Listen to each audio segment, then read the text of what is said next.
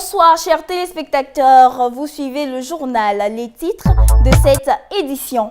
Lancement 2019 de la Fresh African Young Leader. Les inscriptions ont été offertes depuis ce 15 avril et devront se poursuivre jusqu'au 17 mai 2019. L'initiative est de la French African Foundation. Une véritable révolution dans le domaine de l'inclusion financière en Afrique. Après l'Occident et l'Inde, les Africains, du moins ceux qui sont adeptes des réseaux sociaux, pourront désormais effectuer leurs transactions financières via Facebook et WhatsApp. Plus de détails dans quelques minutes. Et puis, n'oubliez surtout pas votre jeu Tombola avec la Selpez Money en fin d'édition. Nous échangeons avec notre partenaires entreprises via appel téléphonique pour parler de leur activité. On ouvre ce journal avec cette information académique en provenance du Burkina Faso. Cette décision du Conseil des ministres datant du 12 avril 2019, l'Université de Ouaga 1 change d'appellation pour la seconde fois depuis 2015, anciennement connue sous le nom d'Université Ouaga 1. Professeur Joseph Kisserbo, l'université vient d'être rebaptisée Université Ouaga 1 Joseph Kisserbo. Direction Kétou au Bénin, où le conseil d'administration de l'Université nationale d'agriculture a été installé le jeudi 11 avril 2019. La cérémonie d'installation de cet organe composé de 7 membres nommés sur décision gouvernementale s'est déroulée dans la salle des actes du centre universitaire d'Hawaï. Plusieurs membres du monde universitaire béninois ainsi que des autorités politiques et administratives ont pu participer à cette cérémonie qui est une innovation majeure puisque c'est la première fois en effet qu'une université au Bénin se dote d'un conseil d'administration. Le club sécurité informatique de l'Université virtuelle de Côte d'Ivoire a organisé le 29 mars dernier à Abidjan une conférence qui avait pour thème la sauvegarde des données et enjeux. Cette conférence visait à outiller les étudiants sur les techniques de sauvegarde des données informatiques. Le reportage avec nos confrères du VCI TV. Sauvegarder des données informatiques et enjeux. C'est le thème de la conférence animée ce vendredi 29 mars par des experts à l'Université virtuelle de Côte d'Ivoire à Abidjan. Des dizaines d'étudiants et de professionnels du domaine ont ainsi pu bénéficier de cette formation stratégique qui visait à sensibiliser et à doter les étudiants des techniques de maîtrise des outils de sauvegarde des données informatiques. Après plusieurs heures de formation, les étudiants se sont dit satisfaits de la pertinence des notions transmises qui leur seront d'une grande utilité dans le développement de leurs capacités en matière informatique. J'ai assisté à la conférence réseau sécurité informatique sur le thème comment sauvegarder les données et puis comment récupérer aussi ces données. C'était très bien, j'ai apprécié. Le point fort qui m'a plus marqué, c'est qu'une donnée est très importante. C'est-à-dire, souvent, moi-même, quand je perds les données, ça me fait très mal. Mais après cette conférence-là, c'est sûr que je vais savoir, je sais maintenant comment sauvegarder mes données et tout, comment récupérer aussi mes données.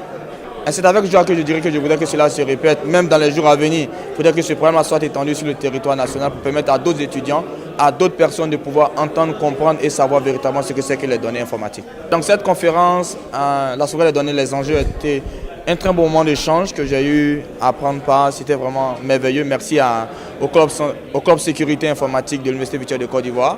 Également, ce que j'ai apprécié, c'est que cet événement a été fait par des jeunes comme nous, qui sont motivés, qui sont engagés pour la cause de l'informatique.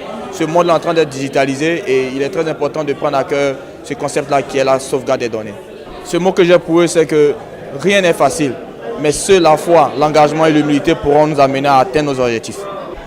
Cette journée, elle consiste à entretenir nos chers étudiants sur l'importance de la sauvegarde de données, puisqu'on remarque que c'est quelque chose qui est beaucoup négligé par beaucoup d'entre nous, or qui est vraiment fondamentale pour chaque étudiant ici, puisque bon, l'informatique déjà est basée sur la donnée, puisque tout se passe autour de la donnée. Donc c'est pour ça qu'on a décidé d'organiser cette journée pour qu'ils puissent saisir l'importance de la donnée.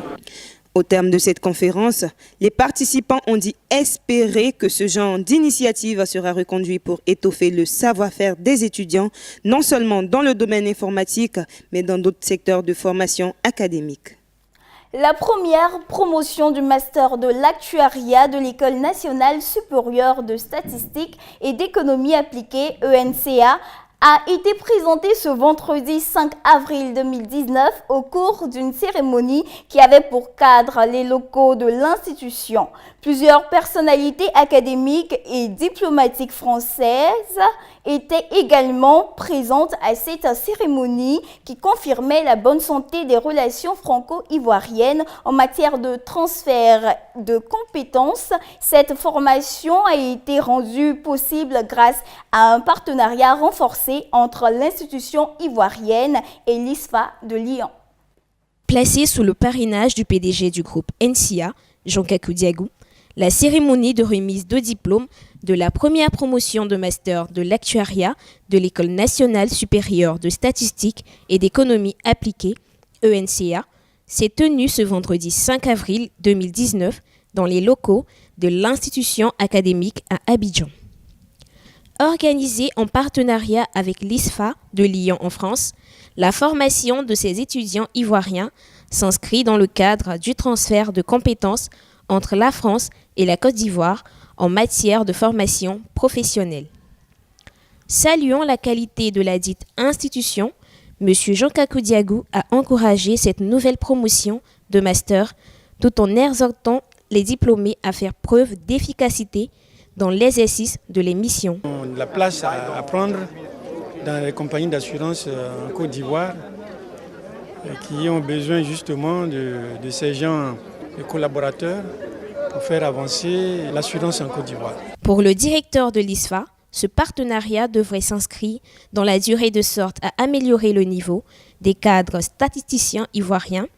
À cet effet, un présent a été offert au directeur de l'ISFA pour la coopération entre son institution et l'ENCA. Rassuré par le bon déroulement de cette formation, l'ambassadeur de France en Côte d'Ivoire, son Excellence M. Gilles Huberson, a dit espérer que cette première vague de diplômes en actuariat contribuera au renforcement du système de gestion structurelle de l'économie ivoirienne. Autre intervention à noter, celle de certains diplômés qui n'ont pas manqué de marquer leur reconnaissance à tous leurs formateurs ainsi qu'à leur institution.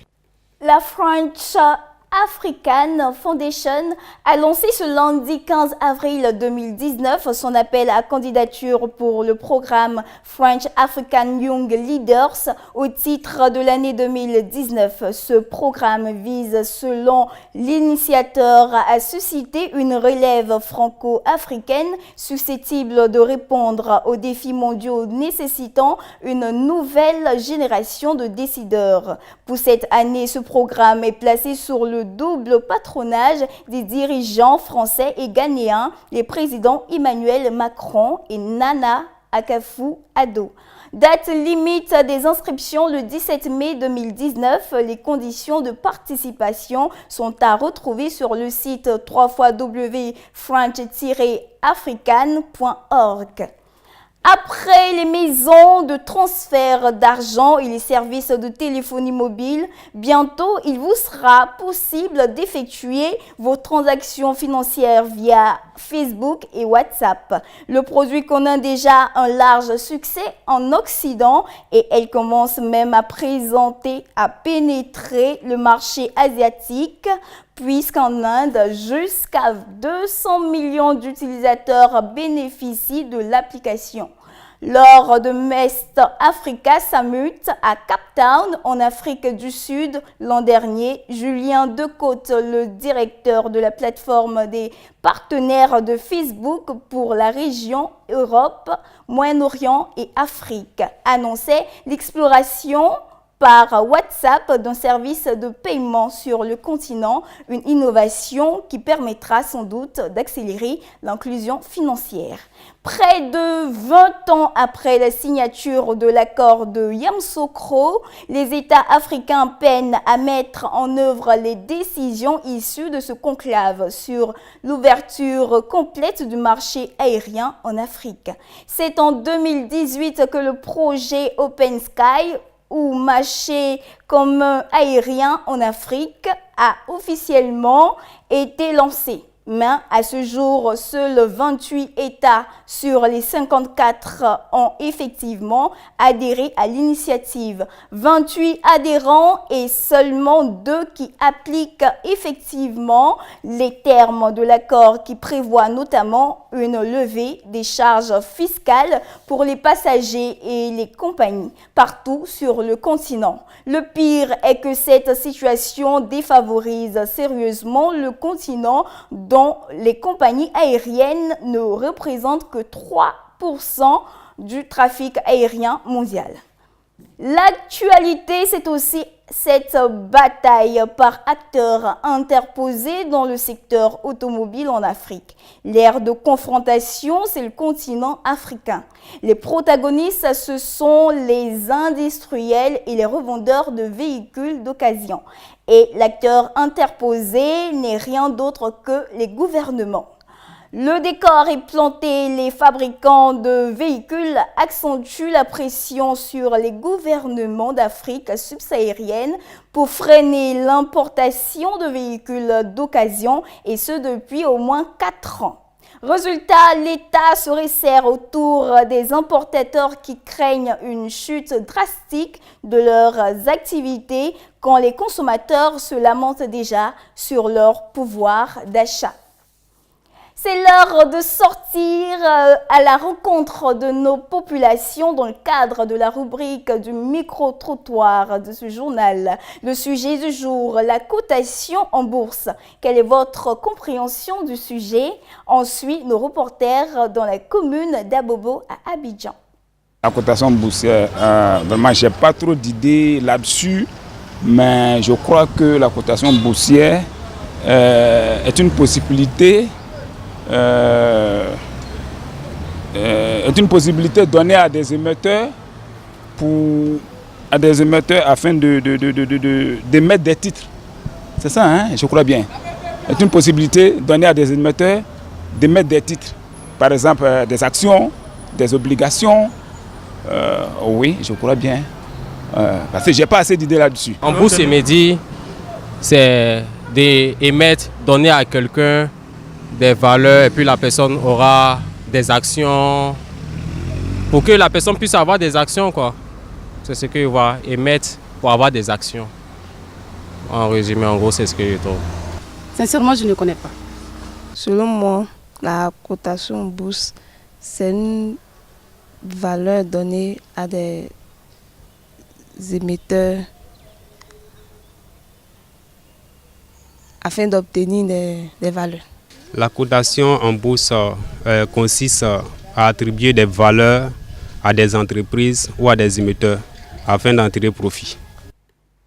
Vous le constatez avec nous, le sujet est très intéressant. C'est pas toujours évident de savoir ce que c'est, même si on a tendance à en discuter fréquemment. Voici une petite documentation qui vous donnera des éléments de connaissance élémentaires sur la question.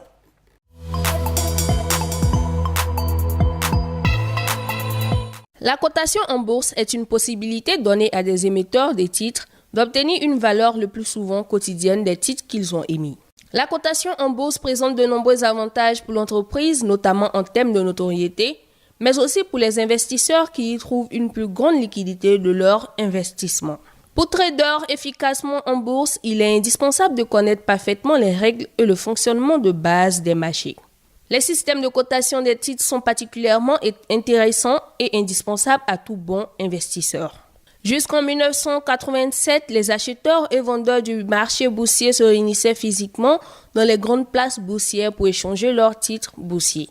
Mais aujourd'hui, un nouveau système informatisé a remplacé les agents de change. Ce sont donc désormais les terminaux informatiques qui prennent en charge les ordres de vente et d'achat. C'est ce qu'on appelle la cotation assistée en continu ou CAC. Aujourd'hui, ce système est utilisé pour toutes les places financières, ce qui permet de centraliser l'information sur de puissants ordinateurs et de délivrer la même information au même moment à travers le monde. On différencie cependant encore la cotation en continu de la cotation au fixing.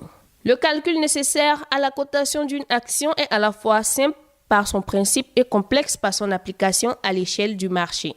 Pour faire court, nous disons que le coût d'une action est déterminé par l'offre et la demande. Sur le marché boursier, les vendeurs de titres proposent un minimum pour céder leurs actions avec le nombre d'actions qu'ils sont prêts à céder. Les acheteurs indiquent quant à eux le nombre d'actions qu'ils sont prêts à acheter et à quel prix maximum. Le prix retenu sera celui qui permettra de vendre le plus de titres en tenant compte des acheteurs et des vendeurs.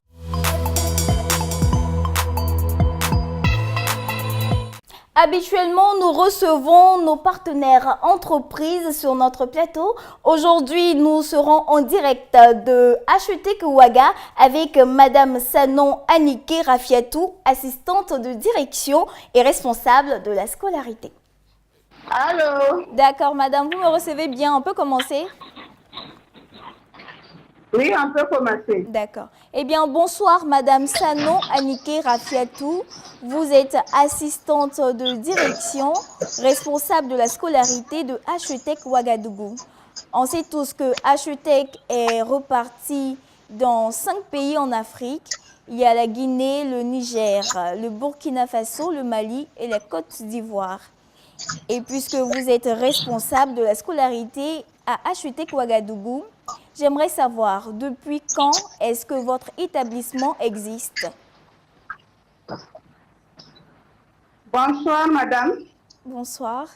Et merci de me recevoir ce soir pour parler de HETEC Burkina. Je vous en prie. HETEC Burkina existe depuis 2004 et au Burkina Faso, précisément à Ouagadougou. Ok. D'accord. Eh bien, quelles sont vos spécialités?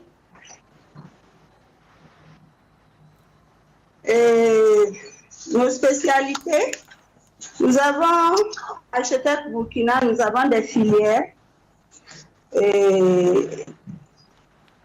tertiaires et nous avons également donc, des filières technologiques. D'accord.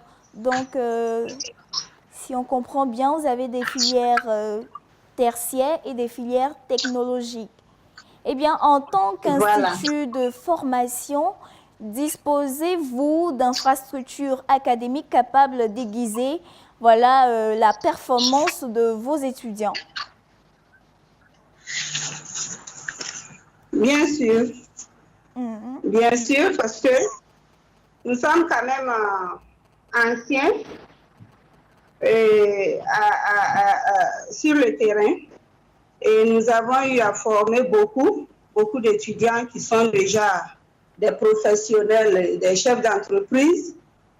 Et donc, du coup, je me dis que ce problème ne se pose pas à notre niveau. D'accord.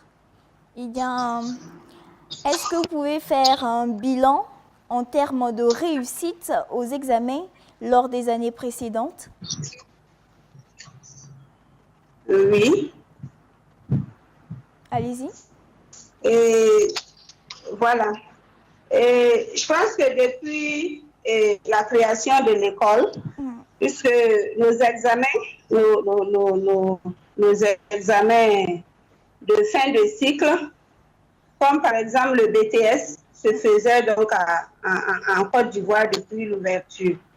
Et depuis l'ouverture en Côte d'Ivoire, on a toujours fait 100% à l'examen donc du BTS. D'accord. Voilà. Voilà, pour les autres classes, c'est-à-dire la licence. La licence, c'est des examens écoles, donc des diplômes CAMES. Voilà. Et il y a le master également. D'accord. Et je pense que nous avons quand même beaucoup de diplômés sur ce plan. D'accord, donc on récapitule, beaucoup de diplômés en master, vous avez toujours fait 100% au BTS, c'est bien cela? Eh bien, je rappelle que vous êtes Madame Sanon Anike Rafiatou, assistante de direction et responsable de la scolarité de HETEC Ouagadougou. Merci encore une fois d'avoir accepté notre interview. Je vous en prie, madame. Eh bien, au revoir. Merci. Et à bientôt pour une autre interview. Sait-on jamais. C'est toujours un plaisir de recevoir et de bavarder avec notre partenaire entreprise. Je rappelle que nous étions avec Madame Sanon Anike Rafiatou, assistante de direction et responsable de la scolarité à Ouagadougou. Eh bien, c'est avec le même plaisir que nous allons passer à la prochaine information, la prochaine et la dernière information de cette édition. La coiffure pour hommes en Côte d'Ivoire, métier d'avenir ou parade de ressassement réservé aux chômeurs. La question reste entière et il suffit de connaître l'environnement des coiffeurs pour comprendre que jusqu'à récemment, le métier n'était pas forcément révalorisant, mais depuis près d'un an, les tarifs de base ont été revus à la hausse, faisant passer le coût de la coupe de 300 à 500 francs CFA. Quel impact sur le niveau de vie des professionnels du secteur? Quelle innovation majeure dans la gestion de la clientèle? C'est un dossier qui vous est proposé par la rédaction. S'il est un métier parmi les plus répandus en Côte d'Ivoire, qui a longtemps constitué une baraque de refus pour les jeunes désœuvrés, c'est bien celui de la coiffure. À défaut de pouvoir s'insérer viablement dans le tissu socio-économique, beaucoup de jeunes gens préféraient s'orienter vers la coiffure, rien que piocher quelques sous ça et là. De toutes les façons, ce n'est pas très compliqué jusqu'à un passé récent. Il suffit de monter une petite baraque, se procurer une tondeuse à moindre coût et le tout est joué. Seulement, depuis quelques années, il semble avoir surgi comme une prise de conscience chez les praticiens de ce métier. Certainement influencé par la tendance à l'extérieur, notamment en Occident et dans la sous-région d'Afrique de l'Ouest, des salons de luxe ont commencé à apparaître un peu partout dans la ville avant de voir les choses évoluer même au niveau des salons de proximité. Si les salons de luxe appliquaient une tarification fixée à un prix minimal de 1000 francs, les autres salons ont progressivement perçu l'intérêt d'une révalorisation tarifaire, initiant leurs confrères de la sous-région ou dans certains pays comme le Bénin ou le Tchad. On ne se coiffe pas à moins de 500 francs. Moi, c'est M. Denis. D'abord, en un premier temps, c'est comme mon collègue l'a dit, c'est une association. Et permettre au moins aux coiffeurs de pouvoir s'en sortir et puis bon, soutenir un peu aux besoins de la famille parce que c'est un métier comme tout d'autre. Voilà. Et puis, il y a aussi le cas, essayer d'être assuré un peu à la chose, comment dirais-je, à la CNPS, voilà, justement, avoir un changement de vie aussi, quoi. C'est la raison pour laquelle on a décidé d'échanger. Mais actuellement, ce n'est pas tous les coiffeurs. On essaie de lutter un peu pour que les coiffeurs puissent entrer aussi là-dedans. Avec cette évolution structurante, les professionnels du secteur regroupés en associations ont globalement convenu d'une réélévation stratégique des prix, de sorte à améliorer le niveau de vie du coiffeur. Seulement, ce changement de cap pour beaucoup devrait s'accompagner d'une amélioration parallèle des soins capillaires et du traitement hygiénique. Moi, c'est Ouattara Salia. Je suis venu me coiffer. Quand j'ai appris que la coiffure, ça coûte 500 francs, bon, je me suis dit que c'est des êtres humains comme nous, bon. Il doit se défendre, il doit nourrir les familles, bon, il doit s'occuper de beaucoup de choses. Donc bon, moi ça me plaît, bon, c'est bon. Ça nous permet aussi de travailler dur pour avoir des 500 francs pour nous les donner aussi. Eux aussi ils vont nourrir les familles, ils ont beaucoup de choses à faire, quoi. Aujourd'hui, le métier de coiffeur pour beaucoup n'est plus simplement une parade, mais une profession noble dans laquelle l'on pourrait faire carrière, malgré les difficultés d'adaptation au niveau de la clientèle. Ce n'est pas sur le champ les clients vont apprécier. D'autres disent, bon, il n'y a pas de souci, d'autres aussi se plaignent un peu, mais avec le temps, ça s'adapte. Hein. Dans ces conditions, il paraît judicieux de mieux encadrer ce secteur qui pourrait absorber et responsabiliser une partie de la jeunesse en mal d'employabilité. Et nous passons à présent au jeu Tombola de ce journal. Qui sera le regagnant de ce mercredi 17 avril? J'espère que vous êtes tous accrochés, vous qui avez effectué des transferts d'argent via Selped Money. Et nous sommes avec Miss Ariel Toé qui s'occupe bien sûr du tirage. Comment vous allez? Bien, merci. D'accord. Quel est le fonctionnement de la Tombola? Comment ça marche? Bien, téléchargez gratuitement Selped Money sur Google Play Store. Créez et créditez votre compte Selped Money à partir des cartes prépayées à l'agence Selped Finance SA, la plus proche, ou chez l'agent agréé de votre quartier pour effectuer votre transfert d'argent. Vous pouvez aussi créer un compte courant pour avoir plus d'avantages. Si vous avez déjà un compte courant, vous n'avez pas besoin de créer un compte Selped Money. Notez bien, le compte Selped Money du client doit être rechargé immédiatement à l'achat de la carte. La carte n'est ni valable ni opposable à Selped Finance SA si le compte du client n'est pas automatiquement rechargé par l'agent agréé ou à l'agence Selped Finance SA. Enfin, téléchargez gratuitement 2EFTV sur Google Play et App Store.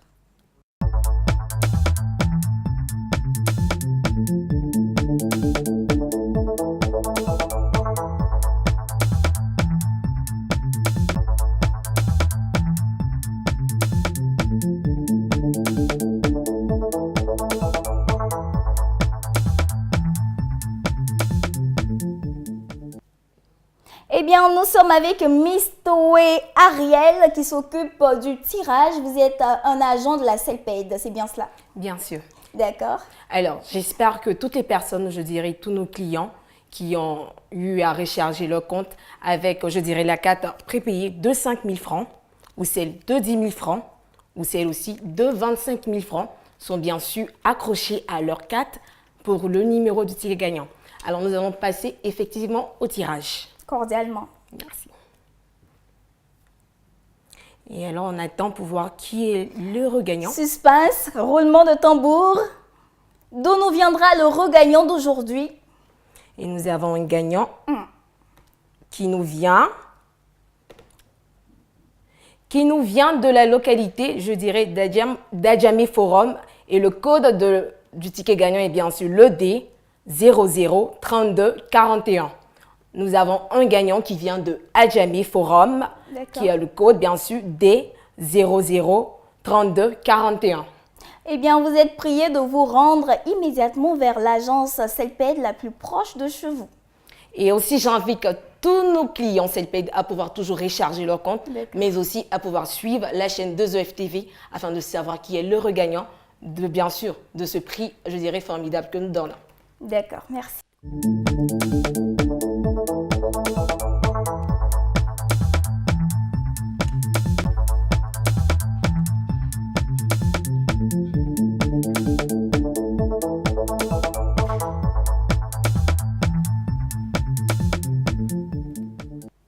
Merci chers téléspectateurs de nous avoir suivis. Restez connectés sur 2EFTV pour la suite de nos programmes.